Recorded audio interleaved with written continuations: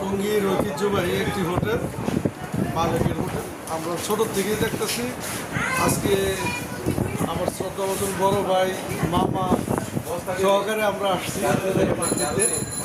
আজকে একটি প্রোগ্রাম ছিল, আমরা প্রোগ্রাম শেষে বৃষ্টিতে ভিজে আমরা এই মালিকের হোটেলে আসলাম এবং এর খ্যাতি এখনও ওনারা আগের মধ্যে ধরে রাখার চেষ্টা করছে, ঐতিহ্য।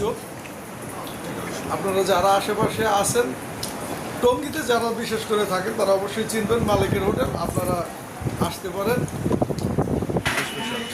আপনি বলেন। এটা হচ্ছে মালিক হোটেলের খাবার পরে দেয় স্পেশাল মাটা।